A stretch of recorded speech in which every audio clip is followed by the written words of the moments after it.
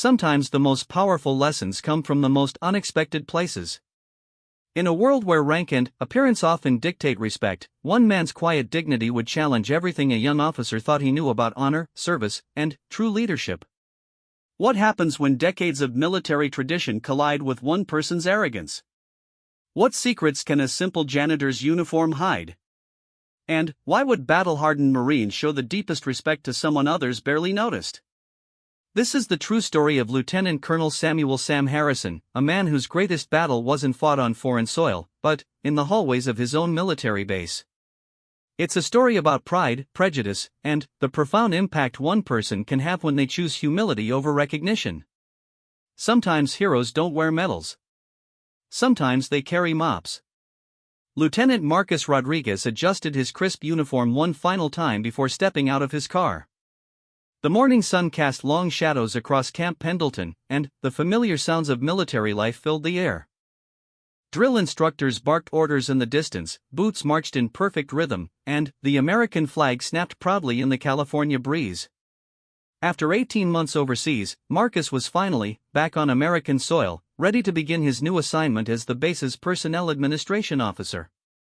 At 28, Marcus carried himself with the confidence that came from leading men in combat. His chest bore ribbons from 2 tours in Afghanistan, including a Bronze Star for valor. He had earned his rank through blood, sweat, and sacrifice, and he expected the respect that came with it. More importantly, he demanded it from everyone around him. As Marcus walked toward the administration building, he noticed the base was already bustling with activity. Marines moved with purpose between buildings, their uniforms sharpened, their bearing professional. This was exactly the kind of environment Marcus thrived in, structured, hierarchical, and built on mutual respect for rank and achievement. The administration building stood 3 stories tall, its brick facade weathered by decades of California sun and ocean air. Inside, fluorescent lights hummed overhead, and the smell of industrial cleaner mixed with coffee from the break rooms. Marcus made his way to the 2nd floor, where Colonel Patricia Stevens waited in her office. "Lieutenant Rodriguez, welcome to Camp Pendleton," Colonel Stevens said, rising from behind her desk. She was a lean woman in her 50s, with graying hair pulled back in a regulation bun and eyes that missed nothing. Her office walls displayed commendations spanning a 30-year career, and Marcus immediately recognized her reputation as one of the Marine Corps' most respected officers. "Thank you, Colonel. I'm ready to get to work," Marcus replied, standing at attention. "At ease, Lieutenant. Have a seat." Stevens gestured to the chair across from her desk. "I've read your file. Impressive record overseas. Your previous commanding officers speak highly of your leadership abilities and attention to detail." Marcus felt a surge of pride. Recognition from superior officers had always been important to him, validation that his hard work and dedication were noticed and appreciated. "I expect the same level of excellence here," Stevens continued. "The Personnel Administration Office handles sensitive matters, promotions, disciplinary actions, family emergency notifications. Every decision affects real people's lives. I need someone who understands both the importance of following protocol and the human element behind every file." "Understood, ma'am. I won't let you down." Stevens nodded approvingly.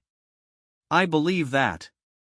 Now, let me show you around the building and introduce you to some key personnel." They spent the next hour touring the facility. Marcus met various officers and enlisted personnel, each introduction reinforcing his understanding of the base's command structure. He felt comfortable in this environment, surrounded by people who understood military protocol and the importance of proper respect for rank. As they walked through the main corridor on the 1st floor, Marcus noticed an older African-American man mopping the floors near the elevator. The man wore a simple gray uniform with Harrison embroidered on the chest pocket. He appeared to be in his 70s, with silver hair and kind eyes behind wire-rimmed glasses. Despite his age, he moved with surprising grace and efficiency. What caught Marcus's attention wasn't the man himself, but the reaction of the Marines passing by. Each one, regardless of rank, offered a respectful nod or quiet "Good morning, Mr. Harrison." Some even paused their conversations as they passed, showing a level of deference that Marcus found puzzling. "Who's the janitor?" Marcus asked Stevens as they continued walking. Stevens paused, following Marcus's gaze to the older man. "That's Sam Harrison. He's been working here for about 15 years. Good man, very reliable." Marcus nodded absently, his attention already shifting to other matters. In his experience, civilian employees were simply part of the background, necessary for keeping the facility running, but not particularly relevant to military operations. He had more important things to focus on than the cleaning staff. The tour concluded at Marcus's new office, a modest space with a desk, 2 chairs, and a window overlooking the base's main parade ground. File cabinets lined one wall, and a computer terminal sat ready for his use. It wasn't glamorous, but Marcus knew this position could be an important stepping stone in his career. "Your predecessor left detailed notes about ongoing cases," Stevens explained, indicating a stack of folders on the desk. "Take today to get oriented, and we'll discuss your specific responsibilities tomorrow morning." After Stevens left, Marcus settled into his chair and began reviewing the files. Personnel issues ranged from routine transfers to complex disciplinary matters. Each case required careful attention to military regulations and proper documentation. This was exactly the kind of detailed administrative work that Marcus excelled at. It required the same precision and attention to detail that had served him well in combat.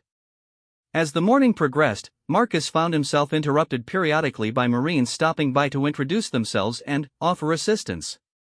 Word traveled fast on a military base, and everyone wanted to meet the new personnel administration officer. These interactions reinforced Marcus's sense of importance within the base hierarchy. Around noon, Marcus decided to take a lunch break. As he walked toward the mess hall, he again encountered Sam Harrison, this time cleaning windows near the main entrance. A group of young Marines was passing by, and Marcus watched with continued puzzlement as they acknowledged the older man with obvious respect. "Afternoon, Mr. Harrison," one of them called out. "Good afternoon, gentlemen." "Y'all have a good day now," Sam replied with a warm smile, his voice carrying a slight southern accent. Marcus shook his head slightly. The level of attention these Marines paid to a civilian janitor seemed excessive. In his experience, respect was earned through rank, achievement, and demonstrated leadership. While he had nothing against civilian employees, he couldn't understand why Marines would go out of their way to acknowledge someone whose role was so peripheral to military operations. At the mess hall, Marcus joined a table of fellow officers. The conversation naturally turned to his impressions of the base and his new role. "How are you settling in, Rodriguez?" asked Captain Jennifer Walsh, a logistics officer who had introduced herself earlier that morning. "Very well, thanks. Everyone's been welcoming. Though I have to admit, I'm curious about something." Marcus lowered his voice slightly. "What's the story with the elderly janitor?" "Harrison, I think his name is?" The Marines seem unusually deferential to him. Captain Walsh exchanged a glance with the other officers at the table. "Sam's well liked around here," she said carefully. "Been part of the community for a long time. But the level of respect seems excessive for a civilian employee," Marcus pressed. "I mean, I understand being polite, but some of these Marines act like he's..." "Like he's what?" asked Major Tom Bradley, a gruff intelligence officer with 20 years of service. "I don't know. Like he's someone important." Another exchange of glances around the table. Major Bradley leaned back in his chair. "Maybe you should get to know Sam before you make judgments about what level of respect he deserves." Marcus felt a slight irritation at the implied criticism. "I'm not making judgments. I'm simply observing that the Marines here seem to treat a janitor with unusual deference. It strikes me as inconsistent with proper military bearing." "Military bearing isn't just about saluting officers," Captain Walsh said quietly. The conversation moved on to other topics, but Marcus remained troubled by what he perceived as a breakdown in proper protocol. In his experience, clear lines of authority and respect based on rank were essential to military effectiveness. When those lines became blurred, discipline suffered. That afternoon, as Marcus continued reviewing personnel files, he found himself thinking about the interaction at lunch. Perhaps his fellow officers were simply being politically correct, avoiding any appearance of disrespect toward civilian employees. But their reactions suggested something deeper, as if there was information about Sam Harrison that Marcus wasn't being told. As the workday ended, Marcus prepared to leave his office. Walking toward the elevator, he encountered Sam Harrison once again, this time emptying trash cans near the administrative offices. A colonel Marcus hadn't met yet was passing by and stopped to speak with Sam. "How's the family, Sam?" the colonel asked. "Doing well, sir. Thank you for asking. Maria's granddaughter just started college, full scholarship." "That's wonderful news. You must be proud." "Yes, sir. Very proud." Marcus watched this exchange with growing confusion. Not only was a full colonel taking time to chat with a janitor, but the conversation had the easy familiarity of old friends. The colonel even seemed genuinely interested in Sam's family news. As Marcus waited for the elevator, he couldn't help but feel that he was missing something important. Every interaction he witnessed involving Sam Harrison challenged his understanding of proper military protocol. Either this base had seriously relaxed standards, or there was more to Sam Harrison than met the eye. The elevator arrived, and Marcus stepped inside, still pondering the mystery. Tomorrow, he decided, he would make it a point to learn more about this unusually respected janitor. Perhaps understanding Sam's history would explain the strange behavior Marcus had observed throughout his first day. As the elevator doors closed, Marcus caught a glimpse of Sam Harrison continuing his work with the same quiet efficiency he had displayed all day. The older man seemed completely comfortable in his role, moving through the building with the familiarity of someone who belonged there. Yet something about his bearing, the way he carried himself, the confidence in his movements, suggested depths that his simple uniform didn't reveal.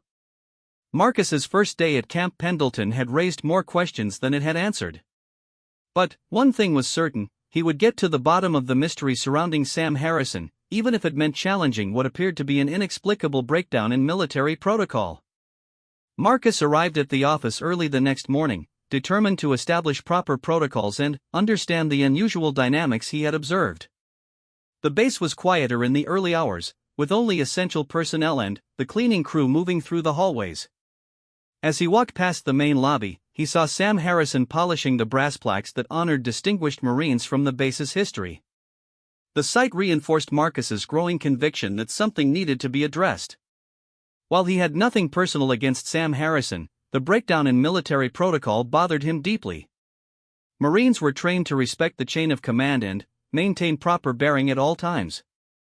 The casual familiarity he had witnessed between enlisted personnel and a civilian janitor seemed to undermine these fundamental principles. In his office, Marcus reviewed the base's administrative policies regarding civilian employees. The regulations were clear about maintaining professional relationships and appropriate boundaries between military personnel and civilian staff. Yet what he had observed yesterday seemed to go far beyond basic professional courtesy. Around 8 o'clock, Colonel Stevens arrived and stopped by Marcus's office. "How was your first day, Lieutenant?" "Informative, ma'am. I've been reviewing the protocols for civilian employee interactions, and I have some concerns about what I observed yesterday." Stevens raised an eyebrow. "What kind of concerns?" Marcus chose his words carefully. "I noticed that Marines throughout the base interact with the janitor, Sam Harrison, in ways that seem inconsistent with proper military bearing. The level of deference being shown appears excessive for a civilian employee." Stevens was quiet for a long moment, studying Marcus with the same penetrating gaze that had earned her respect throughout her career. "And what would you suggest?" "Perhaps a reminder about maintaining appropriate professional boundaries with civilian staff. It's important that Marines understand the distinction between basic courtesy and the respect reserved for military rank and achievement." "I see." Stevens's expression remained neutral, but Marcus detected a subtle shift in her tone. "Have you spoken with Sam Harrison directly?" "No, ma'am. I didn't think it was necessary. This isn't about him personally, it's about maintaining proper standards." Stevens nodded slowly. "I'll take your concerns under advisement, Lieutenant. In the meantime, I'd recommend focusing on your specific duties. There's a lot to learn about personnel administration. After Stevens left, Marcus felt satisfied that he had raised an important issue. As a leader, it was his responsibility to identify potential problems and suggest solutions. The colonel would undoubtedly recognize the wisdom of clarifying proper protocols for civilian employee interactions. Throughout the morning, Marcus threw himself into his work, reviewing personnel files and familiarizing himself with the complex regulations governing military careers. Each case required careful analysis of performance records, disciplinary actions, and personal circumstances.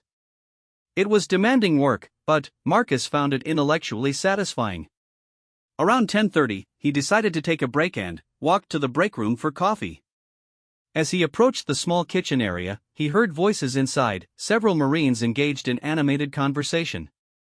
"Did you see the news about the memorial dedication?" one voice asked.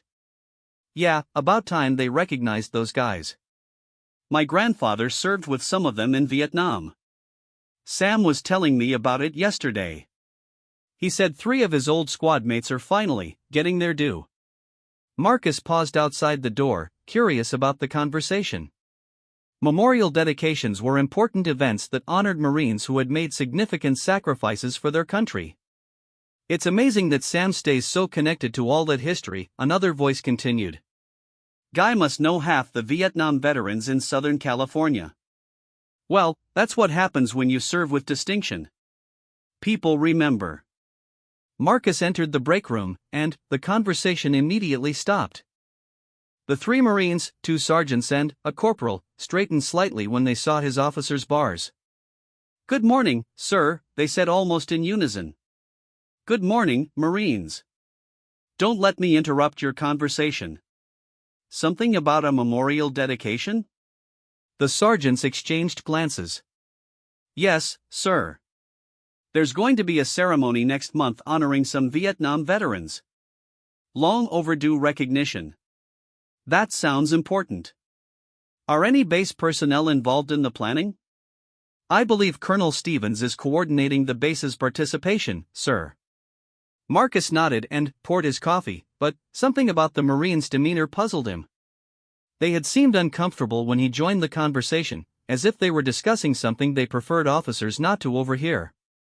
The mention of Sam Harrison in connection with Vietnam veterans was particularly intriguing. Back in his office, Marcus found himself thinking about the overheard conversation. Why would Marines be discussing memorial dedications with a janitor? Unless Sam Harrison had some connection to military history that wasn't immediately apparent.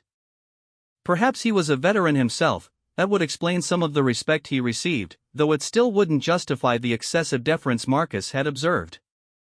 As lunchtime approached, Marcus decided to conduct his own investigation. He walked down to the first floor, ostensibly to check on building maintenance issues that might affect his office operations. Sam Harrison was cleaning near the main information desk, moving efficiently from task to task. "Excuse me, Mr. Harrison," Marcus called out, approaching the older man. Sam looked up from his work, offering the same warm smile Marcus had seen him give to other Marines. "Yes, sir. How can I help you?" "I'm Lieutenant Rodriguez, the new Personnel Administration Officer. I wanted to introduce myself and see if you had any concerns about maintenance issues in the administrative areas." "Nice to meet you, Lieutenant. Welcome to Pendleton." Sam's handshake was firm and confident. "Everything seems to be running smoothly upstairs. Haven't heard any complaints about the facilities." Marcus studied the older man's face, looking for clues about his background. "Have you worked here long?" "About 15 years now." "Good place to work, good people to work with." "Did you serve in the military before taking this position?" Sam's expression remained pleasant, but Marcus detected a subtle shift, a moment of assessment in the older man's eyes. "I spent some time in uniform, yes sir. Long time ago." "Which branch?" "Marines, sir." This revelation explained part of the mystery, but Marcus felt it raised more questions than it answered. Military veterans working as civilian employees weren't uncommon, but they typically didn't receive the kind of attention Sam Harrison seemed to command. What was your rank when you left the service? Again, that brief moment of assessment. I retired as a staff sergeant, sir. Marcus nodded, filing this information away. A staff sergeant was a respectable rank, but hardly one that would justify the level of deference he had witnessed. Unless there were other factors he wasn't aware of. Well, thank you for your service, Mr. Harrison. If you notice any maintenance issues that affect operations, please let me know. Will do, Lieutenant. You have a good day now. As Marcus walked away, he felt more confused than before. Sam Harrison's manner during their conversation had been respectful but not subservient. There had been something almost protective about the way he answered questions about his military service. As if he were carefully controlling what information he shared. That afternoon, Marcus decided to research civilian employee records to better understand the background of the staff working in his building. Personnel files for civilian employees were maintained separately from military records, but his position gave him access to basic employment information. Sam Harrison's file was surprisingly thin. It contained standard employment documents, application, background check clearance, performance evaluations, but very little detail about his military service. The file noted that he was a Marine veteran with an honorable discharge, but provided no specifics about his assignments, decorations, or length of service. This lack of detail struck Marcus as unusual.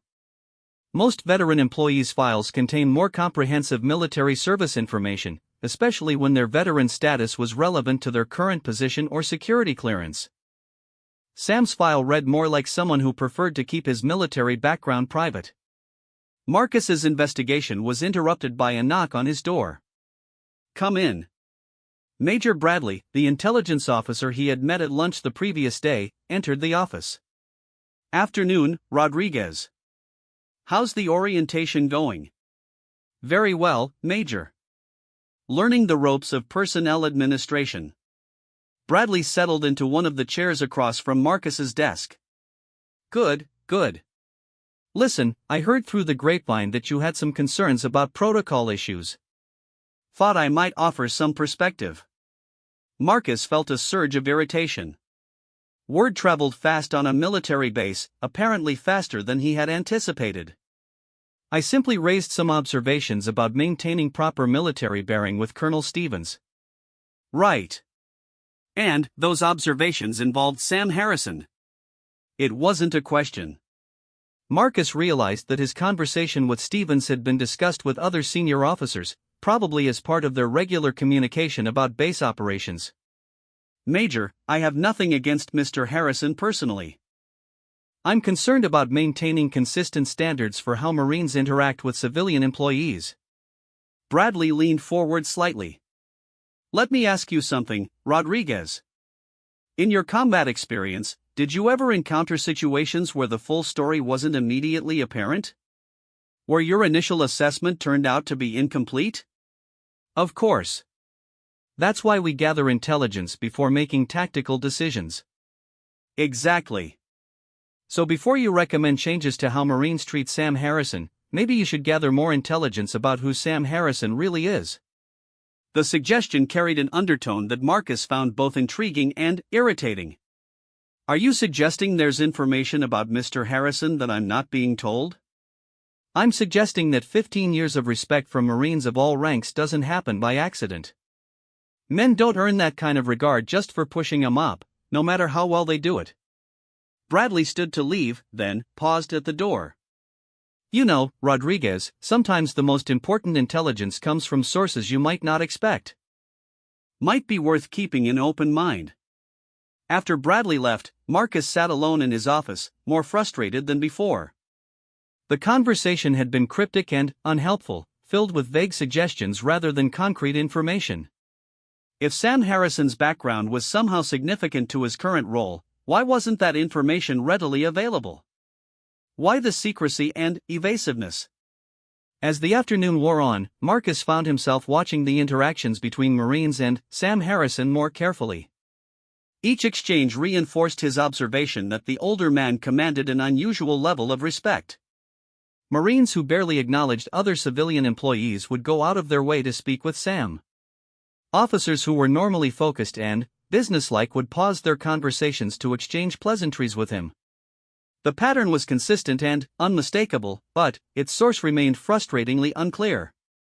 Marcus had served with distinction in combat, earned his rank through demonstrated leadership, and commanded respect through his professional achievements. Yet this elderly janitor somehow inspired a level of deference that seemed disproportionate to his apparent status. As 5 o'clock approached, Marcus prepared to end his second day at Camp Pendleton. He had learned very little about the mystery surrounding Sam Harrison, despite his efforts to gather information. If anything, the conversations with Bradley and Stevens had deepened the puzzle by suggesting there were secrets being deliberately withheld from him. Walking toward the parking garage, Marcus encountered a group of young Marines who had obviously just finished their duty shifts. They were laughing and joking as they headed toward their vehicles, the easy camaraderie of men who had worked hard together throughout the day. As they passed the main entrance, Sam Harrison emerged from the building, apparently finishing his own shift. The young Marines immediately straightened, their casual banter stopping. "Evening, Mr. Harrison," their apparent leader called out. "Evening, gentlemen. Y'all drive safe now." "Yes, sir." "We will." The exchange lasted only seconds, but Marcus noticed that the Marine who had spoken to Sam had unconsciously shifted to a position resembling parade rest. It was subtle, probably unconscious, but unmistakably a gesture of military respect. Marcus shook his head in bewilderment as he continued to his car. Tomorrow, he decided, he would take a more direct approach to solving this mystery. If his fellow officers wouldn't provide straight answers, he would find other sources of information. The truth about Sam Harrison's background was somewhere on this base, and Marcus was determined to find it. Marcus spent the evening at his apartment researching military personnel databases and veteran records. His security clearance and position gave him access to various databases, though he had to be careful not to overstep his authority or appear to be conducting unauthorized investigations. He told himself this was simply due diligence. Understanding the background of people who worked in his building was part of maintaining security and proper operations. His initial searches for Samuel Harrison in the standard veteran databases yielded limited results. The records confirmed his service as a Marine with an honorable discharge, but many details were restricted or classified. This level of classification was unusual for an enlisted man's record, especially someone who had retired as a staff sergeant. Most enlisted personnel files were relatively open, containing standard information about assignments, training, and decorations. The restrictions on Sam's file suggested either highly sensitive assignments or involvement in classified operations. This possibility intrigued Marcus, though it still didn't fully explain the remarkable level of respect the man commanded at Camp Pendleton. Plenty of veterans had served in classified roles without inspiring such universal deference in their civilian careers. The next morning, Marcus arrived at work determined to approach his investigation more systematically. He had decided to speak with some of the older Marines on base, senior enlisted personnel and officers who might have longer institutional memories. If Sam Harrison's reputation was built on his military service, the senior personnel would be most likely to know the full story. His first opportunity came during the morning briefing with Colonel Stevens. As they discussed ongoing personnel matters, Marcus carefully steered the conversation toward base history and long-term civilian employees. "Ma'am, I've been thinking about continuity of operations and institutional knowledge. How long have most of our key civilian employees been here?" Stevens consulted a folder. "It varies. Some of our administrative staff have been here 5 to 8 years. Maintenance and facilities people tend to stay longer, more job security in those positions." "What about Mr. Harrison?" "Someone mentioned he's been here 15 years. Stevens paused her review of the folder and looked directly at Marcus. "That's correct. Sam has been a reliable employee throughout that time. Excellent performance reviews, well regarded by everyone who works with him." Marcus sensed an opportunity to probe deeper. His military background must be helpful in understanding the base environment. "Do you know what units he served with?" The question hung in the air for a moment longer than Marcus expected. Stevens's expression remained neutral, but he could see her choosing her words carefully. Lieutenant Rodriguez, I'm going to give you some advice. Sometimes the best way to understand someone is to get to know them personally rather than researching their background. Why don't you spend some time actually talking with Sam instead of trying to investigate him? The suggestion was clearly a directive, though Stevens had phrased it diplomatically. Marcus felt a flush of embarrassment, realizing that his investigation had been noticed and wasn't appreciated. Yes, ma'am.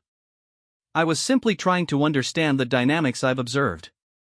The dynamics you've observed reflect the fact that Sam Harrison has earned respect through his character and actions over 15 years.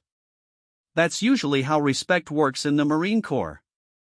After Stevens dismissed him, Marcus felt both chastened and more curious than before.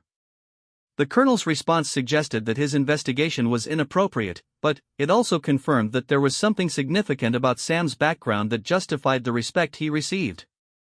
The challenge was learning what that something was without appearing to conduct an unauthorized investigation. Marcus decided to take Stevens's advice, at least superficially. Instead of researching Sam's background through official channels, he would engage him in conversation and try to learn more through direct interaction.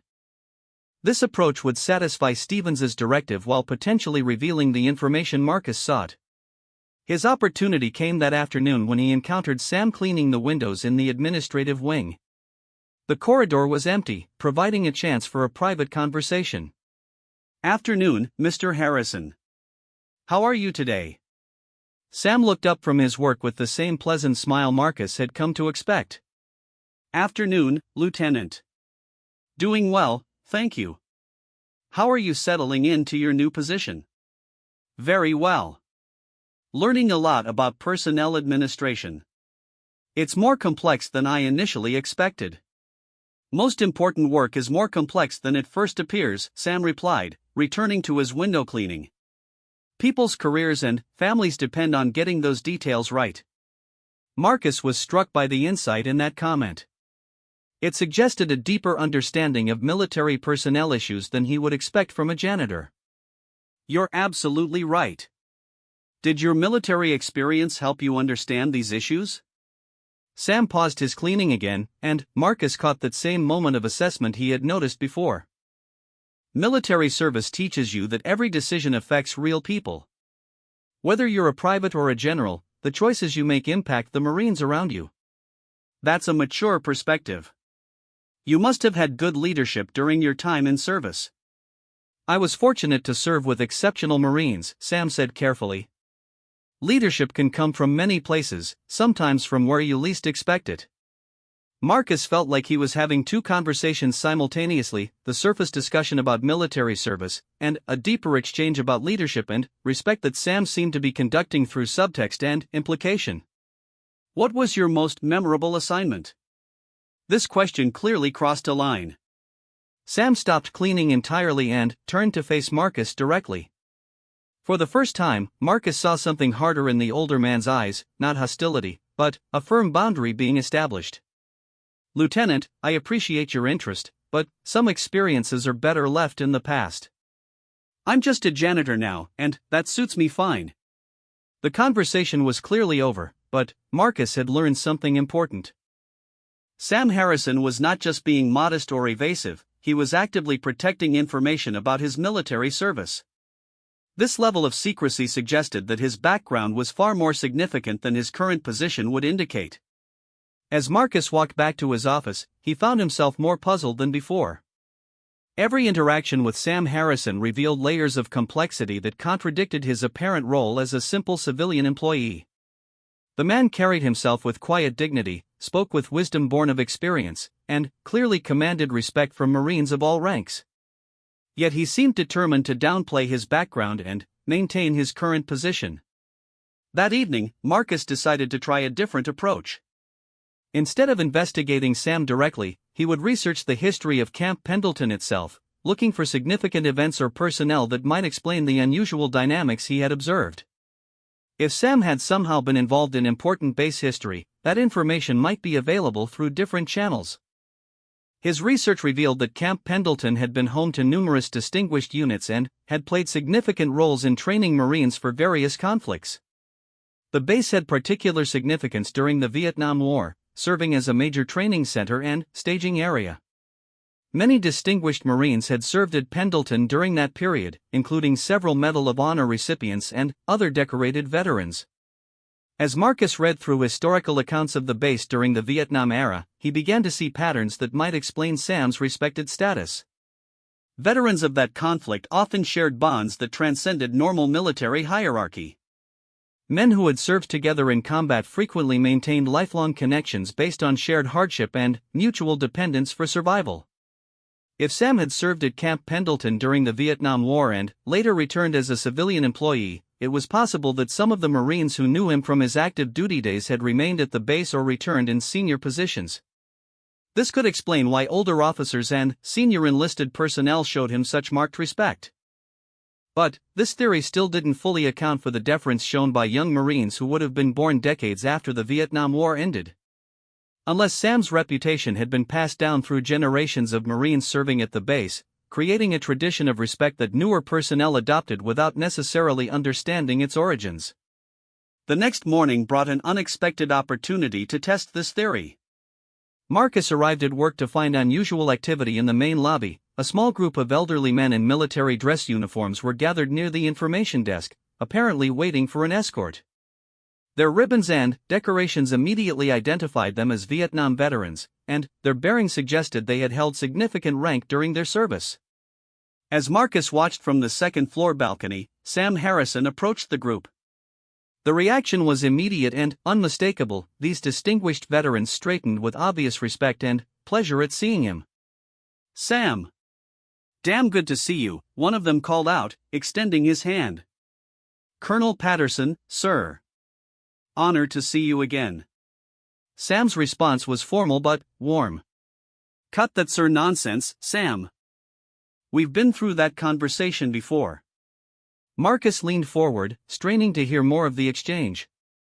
The dynamic he was witnessing contradicted everything he thought he understood about military hierarchy. These men were clearly retired officers of significant rank, yet they were treating Sam with the kind of respect typically reserved for superiors.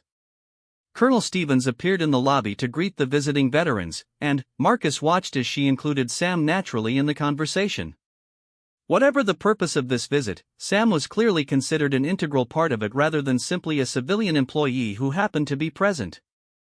Unable to contain his curiosity, Marcus made his way downstairs, ostensibly to check his mailbox but actually to observe the interaction more closely. As he approached, he caught fragments of conversation that deepened the mystery. "How's the family, Sam?" one of the visitors asked. "Doing well, General. Thank you for asking. How's retirement treating you?" The casual familiarity between Sam and these clearly distinguished officers was remarkable. Marcus noticed that they spoke to him as an equal, with none of the slight condescension that officers sometimes showed toward enlisted personnel, even veterans. Colonel Stevens noticed Marcus's presence and waved him over. "Lieutenant Rodriguez, I'd like you to meet some distinguished visitors. These gentlemen are here for the Vietnam Memorial Planning Committee." Marcus shook hands with each visitor, noting their impressive array of decorations. One wore the ribbon of the Medal of Honor, while others displayed silver stars, bronze stars, and purple hearts. These were men who had distinguished themselves in combat and continued to be honored for their service decades later. "Gentlemen, this is our new Personnel Administration Officer, Lieutenant Rodriguez." "Pleasure to meet you, Lieutenant," the general said. "You're in a good position to learn about military personnel administration from some excellent mentors here at Pendleton." "Thank you, sir. I'm honored to meet you all." As the group prepared to move to their meeting, Marcus heard one of the visitors address Sam again. "Sam, will you be able to join us for lunch after the committee meeting?" "I'd be honored, sir, but I don't want to impose on official business." "Nonsense. You're part of this memorial project. Your input is valuable." Marcus watched this exchange with growing amazement. Not only were these distinguished veterans treating Sam as a peer, but they were actively seeking his participation in what was clearly an important military memorial project. This level of inclusion suggested that Sam's connection to military history was far more significant than anyone at the base had indicated. As the group departed for their meeting, Marcus found himself alone in the lobby with Sam, who had returned to his cleaning duties as if nothing unusual had occurred. "Those seemed like distinguished visitors," Marcus commented, hoping to prompt more information. "Yes, sir. Good men. It's an honor when they visit the base. They seem to know you well." Sam paused in his work and looked directly at Marcus.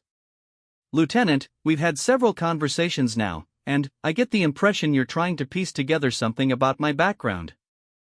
I appreciate your curiosity, but some stories are better left alone." The directness of this response caught Marcus off guard. Sam had clearly recognized his investigation and was politely but firmly shutting it down. "I don't mean to intrude, Mr. Harrison. I'm simply trying to understand the dynamics here so I can be more effective in my position." Sam nodded thoughtfully. Understanding dynamics is important for any leader. "But sometimes the best understanding comes from observing how people treat each other, not from researching their histories." With that, Sam returned to his work, and Marcus realized the conversation was over. But the interaction had provided more insight than any investigation could have yielded. Sam Harrison was clearly a man with a significant military background who had chosen to live quietly in his current role. The respect he commanded was based on that background, but he actively discouraged curiosity about it. For the first time since arriving at Camp Pendleton, Marcus began to question his own assumptions about respect and recognition.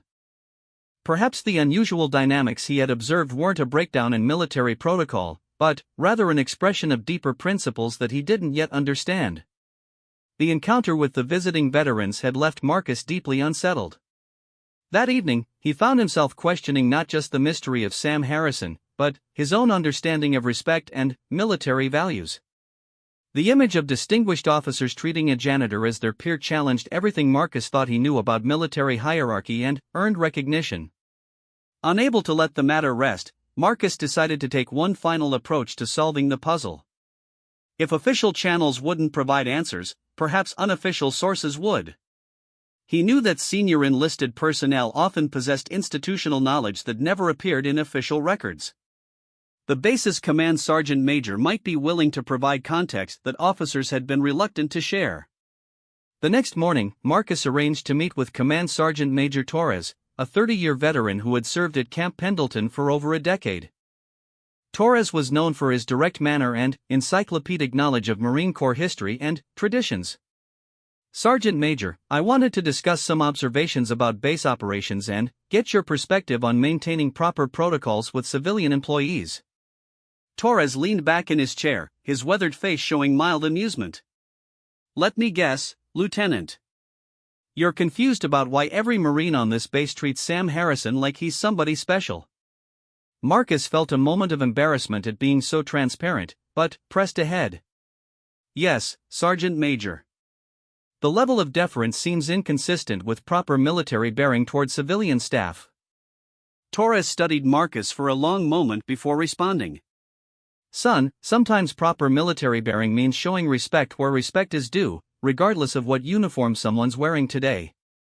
But respect in the military is based on rank and demonstrated achievement. Mr. Harrison is a civilian janitor." "Mr. Harrison," Torres said slowly, "is a Marine. Once a Marine, always a Marine. And some Marines earn a level of respect that transcends whatever job they're doing 40 years later." This was the most direct acknowledgement Marcus had received that Sam's background was significant, but Torres seemed as reluctant as everyone else to provide specifics. "Can you help me understand what Mr. Harrison did to earn that respect?" Torres was quiet for several minutes, clearly weighing his response. Finally, he stood and walked to a filing cabinet in the corner of his office. "What I'm about to show you doesn't leave this room, understood?" "Yes, Sergeant Major." Torres pulled out a folder and removed a yellowed newspaper clipping from 1971. The headline read, "Marine Sergeant Awarded Medal of Honor for Heroism in Vietnam." Marcus read the article with growing amazement. It described how Sergeant Samuel Harrison had single-handedly held off an enemy assault on a firebase near Danang, allowing wounded Marines to be evacuated. Despite being wounded himself, Harrison had continued fighting for 6 hours until reinforcements arrived. His actions had saved the lives of 17 Marines and prevented the loss of a critical strategic position. The photograph accompanying the article showed a young African-American Marine in dress blues, receiving the Medal of Honor from President Nixon. The face was unmistakably that of Sam Harrison, 45 years younger but with the same kind eyes and quiet dignity. "My God," Marcus whispered. "He's a Medal of Honor recipient." "The Medal of Honor," Torres corrected. "There's only one, and Sam Harrison earned it through blood and courage that most of us can't even imagine." Marcus stared at the photograph, his mind reeling. "Why doesn't anyone know this? Why isn't this information public?" "Because Sam doesn't want it to be," Torres replied, taking back the clipping. After Vietnam, he served another 15 years, retiring as a lieutenant colonel. Could have made general if he'd wanted to play politics, but Sam never cared about advancing his own career. He cared about taking care of Marines. "Lieutenant colonel?" "But he told me he retired as a staff sergeant." Torres smiled grimly. "That's Sam for you. He's been deflecting attention away from his achievements for 40 years. When he took this job 15 years ago, he asked everyone to treat him like any other civilian employee. Most people respected his wishes." The revelation hit Marcus like a physical blow. Not only was Sam Harrison a Medal of Honor recipient, but he had reached field grade officer rank before retiring. His current position as a janitor was a choice, not a reflection of his capabilities or achievements. Why would a retired lieutenant colonel work as a janitor? Because he wanted to continue serving Marines in his own way, Torres explained. Sam's wife died about 16 years ago. His kids are grown and scattered across the country. This base became his family, and he wanted to stay connected to it. When a civilian position opened up, he took it. Marcus struggled to process this information. But the other officers know who he is? The senior officers do. Most of the younger Marines don't know the full story, but they recognize that Sam's special. Respect has a way of passing down, even when people don't know all the details. And he's comfortable being treated like an ordinary employee? Sam Harrison has never been comfortable with attention or recognition. During his active duty career, he turned down numerous opportunities for advancement because he preferred working directly with Marines rather than sitting behind a desk. His Medal of Honor citation was classified for years because he requested it. He didn't want the publicity. Torres replaced the clipping in the folder and locked it away. Now you understand why every Marine on this base salutes Sam Harrison, whether they know his full story or not. He represents everything good about the Marine Corps: courage, humility, service before self. Marcus left Torres's office in a daze, his entire worldview shifted by what he had learned. Every interaction he had witnessed between Marines and Sam Harrison now made perfect sense. The respectful greetings, the deference from senior officers, the inclusion in important ceremonies, all were natural responses to recognizing one of the Marine Corps' most distinguished heroes. More troubling was the realization of his own behavior over the past few days. He had questioned proper protocol, suggested that Marines were showing excessive deference, and even recommended that boundaries be established between military personnel and civilian employees. In doing so, he had essentially argued that a Medal of Honor recipient deserved less respect than a newly commissioned lieutenant. The thought made Marcus feel physically ill. His pride in his own achievements, his Bronze Star, his combat leadership, his rapid promotion, suddenly seemed insignificant compared to Sam Harrison's quiet heroism and decades of selfless service. More importantly, he realized that his focus on rank and recognition had blinded him to the deeper values that Sam embodied. That afternoon, Marcus found himself watching Sam work with entirely new eyes. The older man moved through the building with the same quiet efficiency as always, but now Marcus could see the character traits that had made him a hero. The attention to detail, the genuine care for everyone around him, the humble dignity that refused to demand recognition, these were the qualities that had enabled Sam to risk his life for fellow Marines and continue serving them for decades afterward. As 5 o'clock approached, Marcus made a decision. He needed to speak with Sam Harrison, not to investigate his background or question his position, but to acknowledge his mistake and show proper respect to a man who deserved far better treatment than he had received. Marcus found Sam in the parking garage, apparently finishing his shift for the day. The older man was walking toward an modest sedan, moving with the slight stiffness that suggested old wounds still caused discomfort. "Mr. Harrison, could I speak with you for a moment?" Sam turned, showing no surprise at the request. "Of course, Lieutenant. What can I do for you?" Marcus struggled with how to begin. He couldn't reveal what Torres had told him without breaking his promise of confidentiality, but he needed to address his behavior somehow. "Sir, I owe you an apology. Since arriving at this base, I've been questioning why Marines show you such respect. I even suggested to Colonel Stevens that proper boundaries needed to be established between military personnel and civilian employees." Sam's expression remained neutral, but Marcus thought he detected a flicker of disappointment in the older man's eyes. "I realize now that my focus on protocol and rank blinded me to more important values. The respect you receive isn't based on your current position, it's based on who you are and what you represent. I was wrong to question that, and I'm sorry." Sam was quiet for a moment, studying Marcus's face. "Lieutenant, respect isn't something that can be demanded or regulated through protocols. It has to be earned through actions and character over time." "Yes, sir. I'm beginning to understand that. The Marines on this base are good people.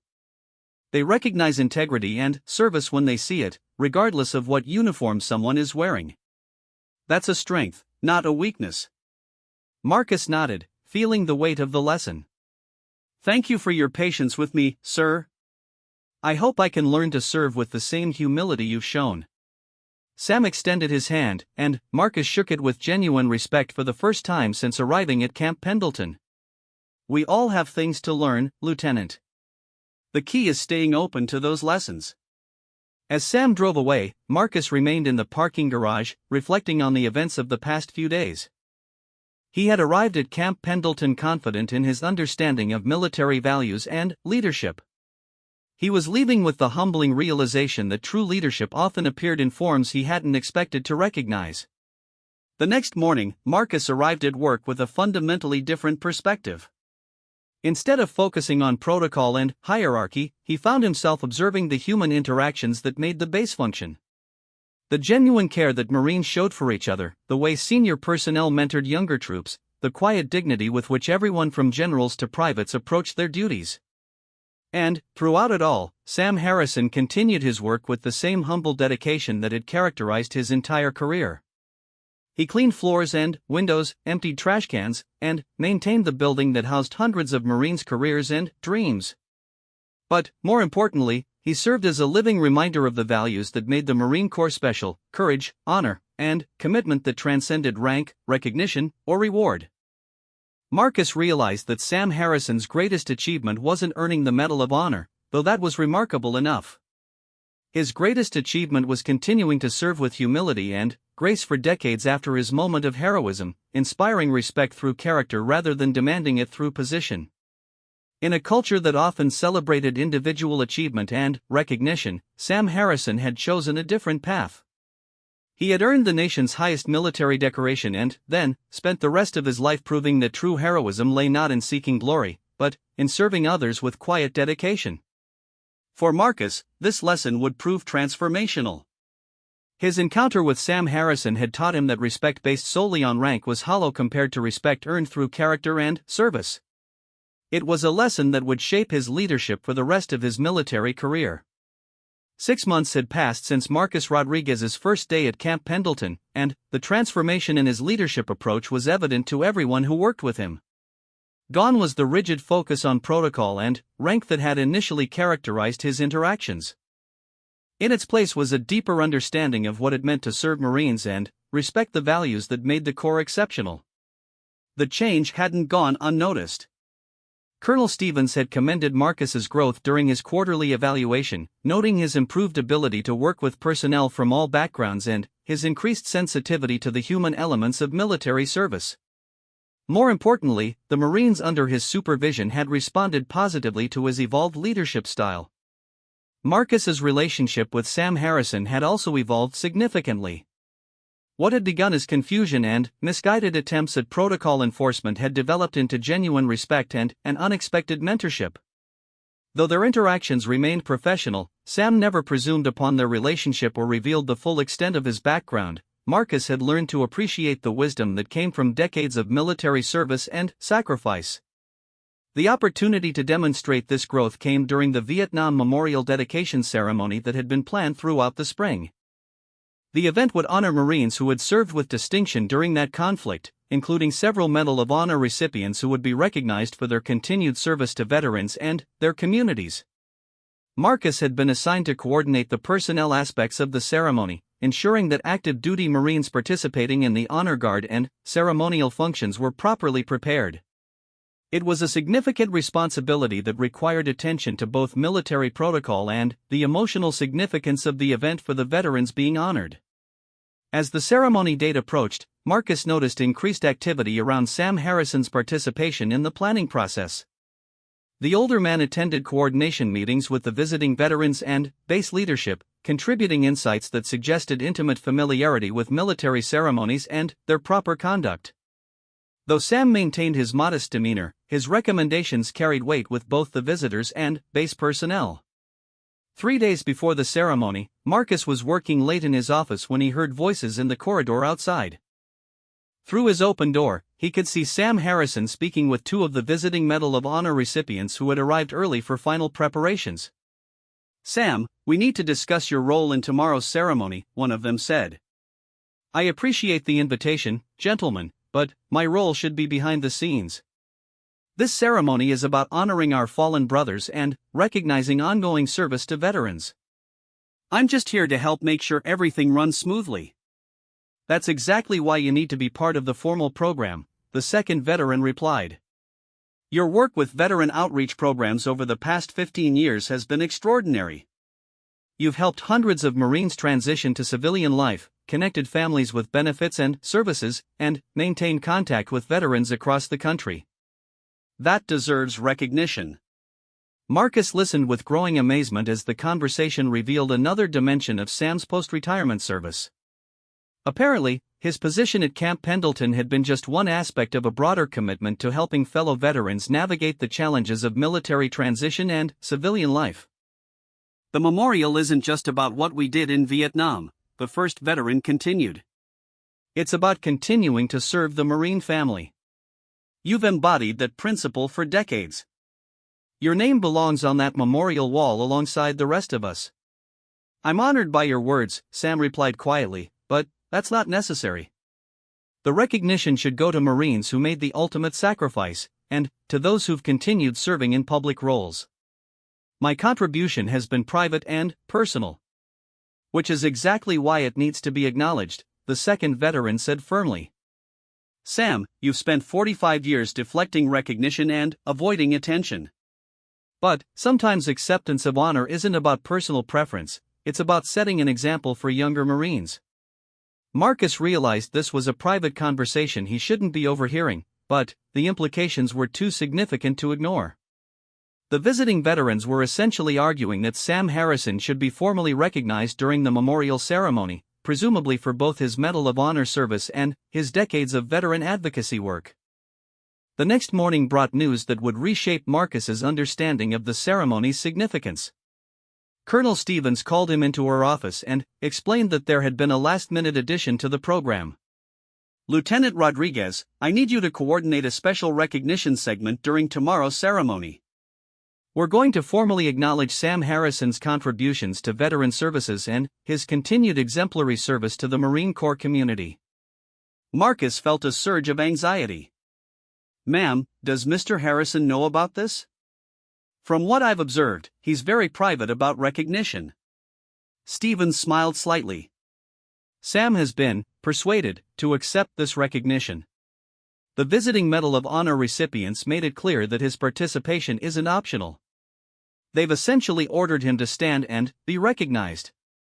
The irony wasn't lost on Marcus. Sam Harrison, one of the Marine Corps' most distinguished heroes, was being ordered to accept recognition by his fellow Medal of Honor recipients. It suggested that even among that elite group, Sam's humility was both respected and, occasionally, frustrating. "What do you need me to do, ma'am?" "Coordinate with the ceremony organizers to ensure Sam's recognition is handled appropriately." The citation will focus on his post-retirement service to veterans, but, obviously, his Medal of Honor service will be mentioned. Make sure our honor guard understands the significance of what they're participating in. As Marcus worked to coordinate the recognition ceremony, he found himself reflecting on the lessons Sam Harrison had taught him over the past 6 months. The older man's reluctance to accept recognition stood in stark contrast to Marcus's own early focus on advancement and acknowledgement. Yet Sam's quiet service had generated more genuine respect than any ribbon or promotion could provide. The day of the ceremony arrived with perfect Southern California weather. The memorial wall, constructed of black granite similar to the Vietnam Veterans Memorial in Washington, bore the names of Marines from Camp Pendleton who had been killed in action during the Vietnam conflict. Families of the fallen had traveled from across the country to attend the dedication, and active duty Marines formed honor guards and ceremonial details. Marcus watched as distinguished visitors took their places for the ceremony. Medal of Honor recipients, Gold Star families, and senior Marine Corps leadership filled the front rows. Sam Harrison sat among the Medal of Honor recipients, clearly uncomfortable with the attention but accepting his place with quiet dignity. The ceremony began with traditional military protocols, posting of colors, playing of the national anthem, and invocation. Colonel Stevens served as the master of ceremonies, introducing speakers who addressed the significance of remembering fallen Marines and continuing to serve those who survived. When the time came for Sam's recognition, Marcus watched nervously as Stevens called him forward. The older man stood slowly, his movements showing the accumulated wear of years and old wounds, but his bearing remained unmistakably military. "Ladies and gentlemen," Stevens announced, "we are honored to recognize a Marine whose service exemplifies the finest traditions of our Corps. Lieutenant Colonel Samuel Harrison, United States Marine Corps, retired." A murmur went through the assembled crowd as Stevens continued. Many of the active duty Marines had known Sam only as a civilian employee, and the revelation of his rank and background came as a surprise. Colonel Harrison was awarded the Medal of Honor for extraordinary heroism during action against enemy forces near Da Nang, Republic of Vietnam, on March 15, 1971. His courageous actions under fire saved the lives of 17 Marines and prevented the loss of a critical strategic position. Marcus watched the faces of young Marines in the audience as Stevens described Sam's heroic actions in Vietnam. Their expression showed amazement and deep respect for the man they had seen cleaning floors and emptying trash cans for months or years. Following his retirement from active duty in 1986, Stevens continued, "Colonel Harrison has dedicated himself to serving his fellow veterans through counseling, advocacy, and support services. Over the past 15 years, he has personally assisted hundreds of Marines and their families in accessing benefits, finding employment, and transitioning successfully to civilian life." Stevens paused as Sam stood at attention before the assembled crowd. His commitment to the Marine Corps family has never wavered, and his example of selfless service continues to inspire all who serve alongside him. The applause that followed was unlike anything Marcus had ever experienced at a military ceremony. It began with polite acknowledgement but quickly grew into a sustained ovation that seemed to encompass not just Sam's formal achievements, but the accumulated respect of everyone who had been touched by his quiet service over the decades. Sam accepted the recognition with the same humble dignity he brought to all aspects of his life. When invited to speak, he approached the podium with obvious reluctance but spoke from the heart about the importance of remembering fallen Marines and supporting those who continue to serve. "The Marines we honor today on this memorial wall were my brothers," Sam said simply.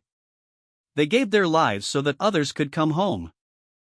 Those of us who survived have an obligation to live lives worthy of their sacrifice and to take care of the Marines who serve today." His brief remarks focused entirely on others, the fallen Marines being memorialized, the active duty personnel continuing the mission, and the families who supported them all. Even in accepting recognition, Sam managed to deflect attention away from himself and toward the broader Marine Corps community. After the ceremony concluded, Marcus observed something remarkable. Young Marines approached Sam throughout the reception, but their demeanor had fundamentally changed. Where they had previously shown casual respect for a like civilian employee, they now displayed the deep reverence appropriate for one of the Corps' most distinguished heroes. Yet Sam's response remained unchanged. He greeted each Marine with the same warmth and genuine interest he had always shown, asking about their families, their assignments, and their future plans. The recognition hadn't altered his fundamental character or his commitment to serving others above himself. As the day ended and the visiting veterans prepared to depart, Marcus found himself part of a small group saying goodbye to the Medal of Honor recipients. Their conversations with Sam revealed the deep bonds forged by shared service and mutual respect among men who had faced the ultimate test of courage. "Sam, you know this isn't the last time we're going to drag you into the spotlight," one of them warned with good humor. "The Medal of Honor Society has been trying to get you involved in their outreach programs for years." "I do what I can from here," Sam replied. "That's enough for me." "That's the problem, it's enough for you, but it's not enough for the Marines who could benefit from your example and experience." As Marcus listened to this exchange, he realized that Sam Harrison's resistance to recognition wasn't false modesty or mere personal preference. It reflected a fundamental philosophy about service and leadership that prioritized substance over symbol, impact over recognition. In the weeks following the ceremony, Marcus noticed subtle changes in how Marines throughout the base interacted with Sam. The respectful acknowledgement remained, but it was now informed by full knowledge of his background and achievements. Young Marines sought him out for advice and guidance, and Sam responded with the same patient mentorship he had always provided. For Marcus, the ceremony had crystallized lessons that would shape his leadership for the rest of his career. He had learned that true military bearing wasn't about demanding respect based on rank, but about earning it through character and service. He had discovered that the most powerful leadership often occurred quietly, through daily example rather than dramatic gesture. Most importantly, he had been privileged to serve alongside a man who embodied the highest ideals of military service: courage in combat, dedication to fellow Marines, and humility in the face of recognition. Sam Harrison had taught him that heroism wasn't a single moment of extraordinary action, but a lifetime of choosing service over self-interest. Years later, when Marcus had advanced to senior leadership positions, he would often reflect on the lessons learned from the Medal of Honor recipient who chose to serve as a janitor. Sam Harrison's example had shown him that true leadership meant serving others regardless of position or recognition, and that the greatest honor came not from what you achieved for yourself, but from what you did for those around you. The memorial wall at Camp Pendleton would stand as a permanent reminder of Marines who made the ultimate sacrifice. But, for those privileged to know Sam Harrison, his daily example provided an equally powerful reminder of what it meant to live a life worthy of their sacrifice, with courage, humility, and an unwavering commitment to serving others.